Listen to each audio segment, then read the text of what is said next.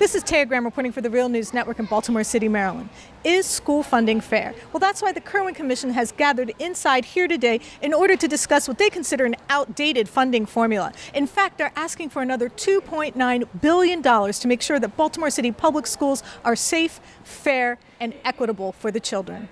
Our democracy counts on people being able to ask good, critical questions. The founding of our country, the ending of slavery, and the fight for civil rights that continues to this day is dependent on people being able to ask good, critical questions.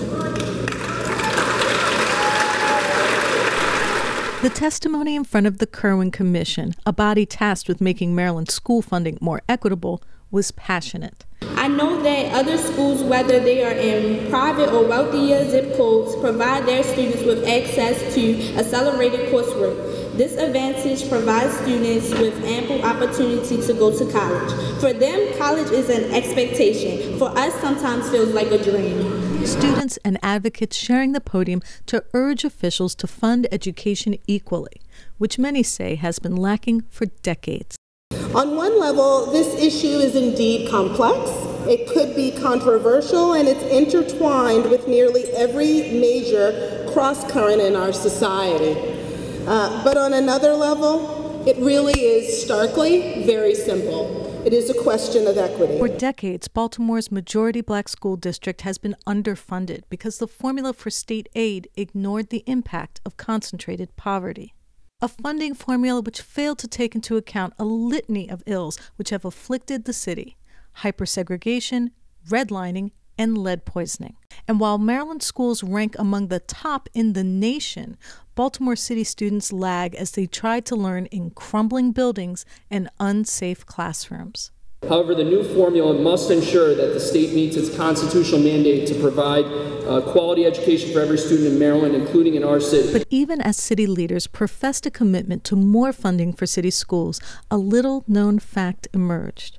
While the school board totally agrees with and understands the need for economic incentives, such as tax increment financing and payment in lieu of taxes, or commonly known as pilots, we urge the Commission to recognize the city and other jurisdictions that use such economic incentives that will only make them appear wealthy on paper. A ticking time bomb lurking in the form of incentives the city has bestowed upon wealthy developers to build luxury apartments. They introduced legislation in 2016 to hold districts harmless in their state education aid that was negatively impacted by TIFs. This legislation holds harmless through fiscal year 19. We strongly urge the Commission to allow this legislation to be permanently applied, but expand it to include all economic incentives and not merely just TIFs.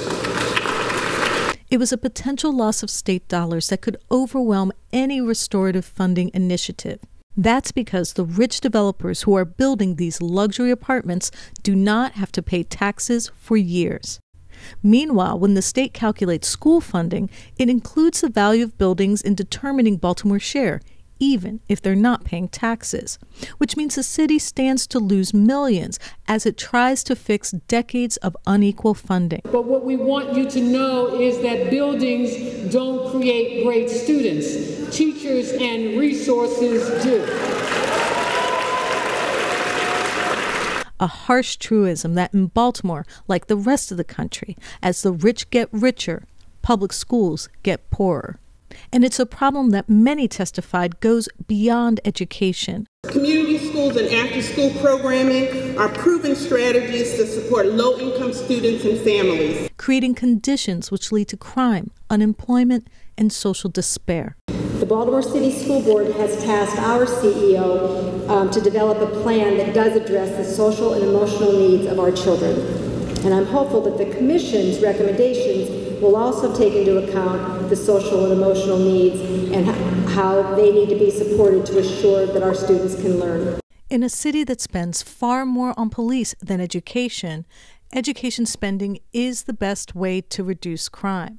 But the question is, can the city and state restore equity to funding and right a historical wrong, denying resources to those who most badly need them? Students are not afraid of rigorous courses. but we need the resources to allow us to complete that.